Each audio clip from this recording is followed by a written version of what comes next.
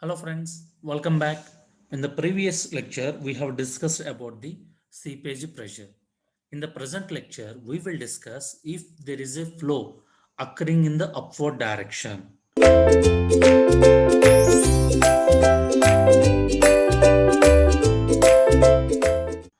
What will be the effective stress at a point, or how the upward flow will affect the effective stress at a point. For that, let us consider a soil sample. Let us consider this is the soil sample we are going to consider, and let us say that the total length of the soil sample is nothing but a z, and at the top of the soil, let us assume that the water table is at a height of hw. Let us assume this is all filled with the water. Okay, now at the bottom point, the water level, that may be up to this point. Let me draw it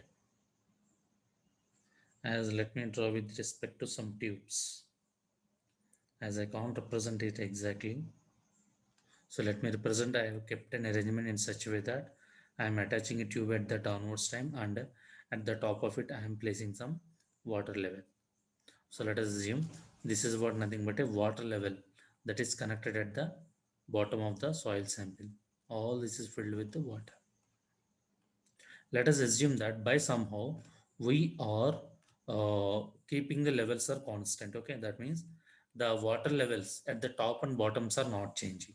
Okay, now here we have to study that whether flow is happening or not, and see, let us assume this is all filled with the soil particles.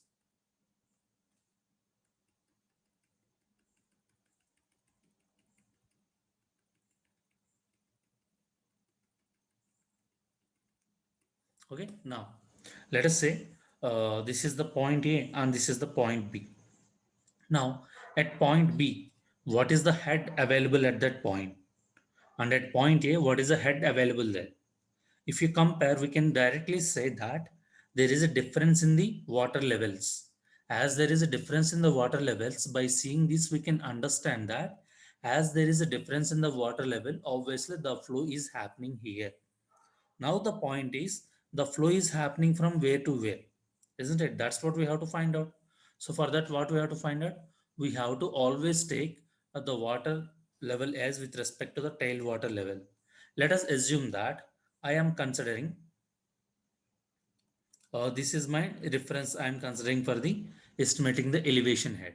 Okay, let us say from here to here, the height is, let us say, h.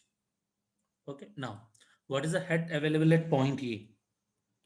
At point A, what about the elevation head? It is on the downward of the reference axis or upward of the reference axis? Downward of the reference axis. So what is the head available at A? That is nothing but a minus HW. And at this point, if I keep a piezometer here, my water level will rise up to which point? My water level will rise up to the HW. So here it is nothing but a plus HW. Okay, this is what my head available at point A. Similarly, what will be my head available at point B? That means this point is at a distance of how much? With respect to reference axis, minus HW minus Z is the reference axis. So minus HW plus minus Z. So if I keep my piezometer here, so my water table will rise up to which level? Up to this point. So what is the pressure head? Z plus HW plus H plus HW plus Z plus H. Then what will be the difference in the heads? By observing these two, this I can say it is a 0.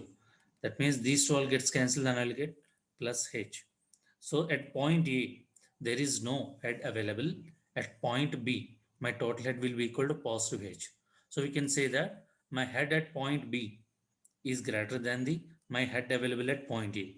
That implies we can say that my flow is occurring from where to where? My flow is occurring from B to A. That means my flow is occurring in the upward direction or in the downward direction. We are moving from W to A. That means in the present condition, the water level or the flow is happening from B to A. Okay, now let us find out that imagine like I'm keeping the piezometers at the different levels. Suppose if I keep my piezometer at point A, my water level will rise up to which point? As we already know that my water level will rise up to HW. Similarly, if I keep my piezometer at point B, my water level will rise up to where level? Up to the tile water level. Sorry, my water level will rise up to the tail point.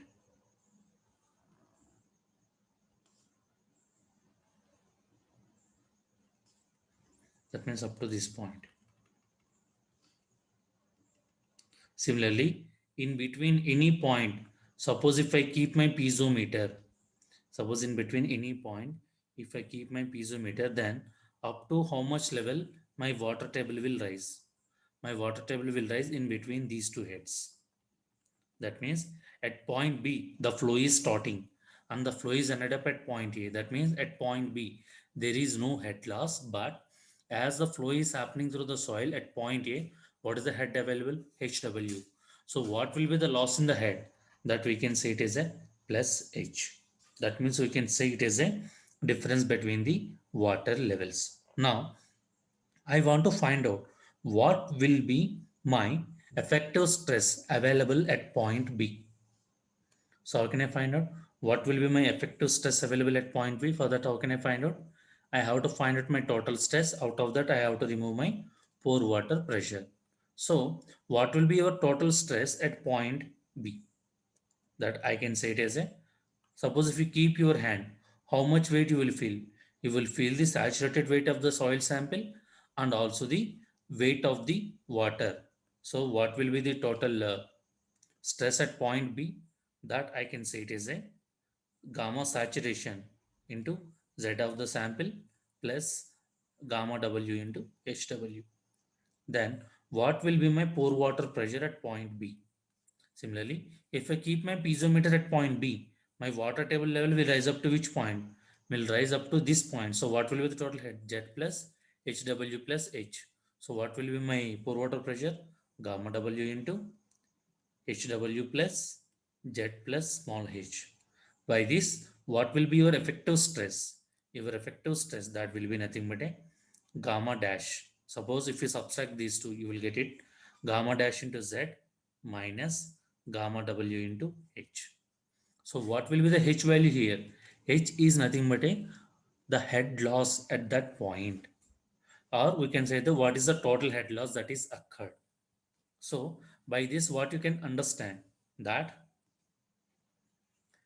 as the flow is taking in the upward direction. See, what about gamma dash into Z? This is nothing but a submerged unit weight. The effective stress is decreased. That means if your head losses keep on increasing, that means if your smallest value increases, your effective stress will also decreases. And at some point of time, if somehow, if this magnitude is equal to gamma dash into Z, then there might be a possibility that your effective stress will be is equal to zero. Suppose if there is no flow happening through the soil, then your effective stress at any point that we can say it is a gamma dash into Z. That means what we can understand. So if the flow is happening in the upward direction, right? If the flow is happening in the upward direction, the effective stress will decrease. Okay, this is how we will find out the effective stress at any point. Okay, similarly, in the next lecture, we will find out how we'll find out the effective stress at a point if the flow is happening in the downward direction. Thank you.